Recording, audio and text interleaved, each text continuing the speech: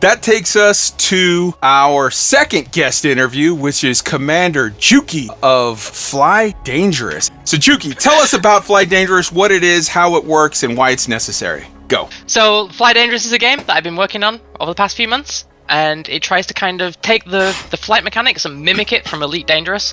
The kind of things we use when you're racing and hooning, and then pair it up with the infrastructure and the gameplay of games like Trackmania. So that you have the ability to create and share your own custom tracks with leaderboards, with ghosts that you can download and race against.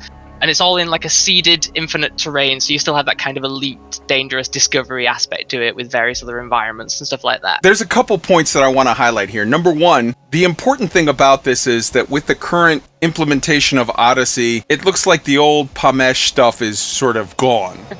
And and maybe it gets fixed, and maybe between the pressure that we and other people in the community have put on Frontier, maybe they decide to put Pomeche back, which is what I've been saying they need to do. Maybe they don't, who knows? But regardless, number one, I feel like this is very necessary for those old school Hooners, FA off, hardcore guys. I'm talking your Sanderlings, your primetime casuals, your, just giants in the community. They need to have this just as a thing that they can always have. Number two, even if it weren't for the fact that Odyssey seems to have kind of taken away some stuff, if you notice here on the video, the commander is flying through these gates. This is a thing that a good portion of the race community has asked for some time. What if, in January of 2019, 2020, who knows, when they updated the new player experience, they included like some things for new players where you could fly through these sort of little rings, and it would be like, oh, this is cool. It's like a trainer thing to learn how to fly. The racers have been saying, hey, how about you give us an advanced version of this, sort of for some time, where they've been saying, we want to be able to set up cool race courses. With Fly Dangerous, you can do that. And in addition to that, as I understand it, with Fly Dangerous, you have more freedoms to really like take the limiters off and do more things with the physics, the Newtonian physics of it, where you can go more advanced. And this is the thing, like everything that I've said, everybody's going, okay, that sounds cool. That sounds cool. This is the thing right now that's going to give every person that's listening to this a hard on. I've also seen in the Discord, the Fly Dangerous Discord,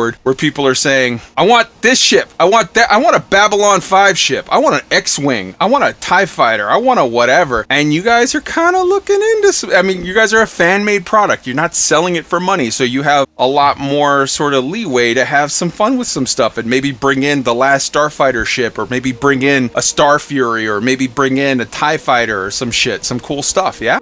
Oh man, there's a lot to unpack there. So like, I guess I really felt that I loved the flight model in Elite. It's really, really cool once you like get over the hump of it, but it's also really difficult to break into it. And that sucks because there's so much cool stuff going on there, but it feels like there's a lot of barriers to entry. So the whole point of this game was to remove as many of those barriers as possible and let you get into the elite racing scene style thing and all of the flying, or without flight assist, without having to go through the engineer grind, right? So you can customize your ship and the flight mechanics and the physics, and you can share them on the Discord and play around with it without having to go through that whole engineer rubbish. And the whole initial idea of this was it was meant to be a companion piece. Like, I started this before Odyssey even came out, so the whole point of it was like, you can train on it, you can get used to the flight mechanics and flying without flight assist and stuff like that, without having to worry about the time investment and the financial impact of playing it in the game, in-game currency and stuff like that. So, like, what's cool, and I guess pretty pertinent to what we're going to talk about tonight, most likely, is that the whole development process is open. All the code is on GitHub, you can see what's being worked on right now, you can comment on tickets if you're inclined, or you can jump on the Discord and have a chat with me, and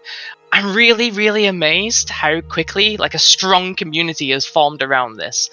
And that open process, it's absolutely made the game better in every way. Like, to have these open discussions, because I'm not going to pretend I know what's best. I haven't got a damn clue what's going on, as many people in my Discord would probably attest. But, like, while I know this is on a smaller scale, with a much higher signal-to-noise ratio of feedback than I'm sure FDev have right now, I still think this open dialogue has had a massive positive influence on the game and its current features and the roadmap of it. So basically, this just started out as an idea of like, hey man, what if you could get really good at hooning and flying around through canyons, but the 1,000 times that you die, you won't have to pay a rebuy.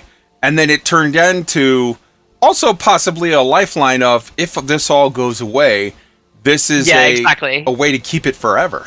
Yeah, so like obviously, you know, recently we've lost a lot of our interesting, cool environments to fly around in, and it's been fun to recreate a lot of that fun stuff and try and keep it alive in some form.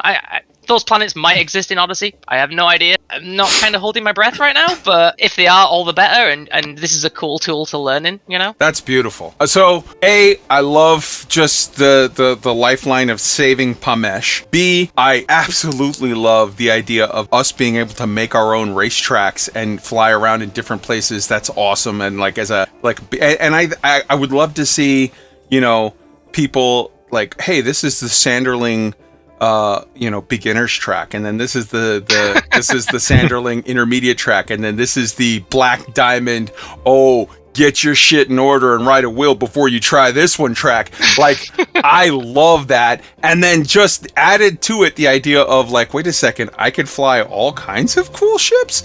Like, all of this is fantastic. So I want to give you a huge salute. I've posted already your Discord in the chat. I know Roy did as well. And we're going to have your website and Discord in the show notes for everyone. Whoever is checking this, you definitely need to go join their Discord, join the conversation. Let's build this up huge for multiple reasons. One, because it's awesome and it should be. But also, I think this sends a message to Frontier that maybe they might want to consider some stuff as far as, you know, accommodating their hardcore audience that definitely deserves it. Juki, I want to give you throw those guys a bone, yo. Yeah, for sure. So, all right, Juki, thank you so much, and for sure, please stay with us, and I want your feedback as we go through all of the stuff that's coming up.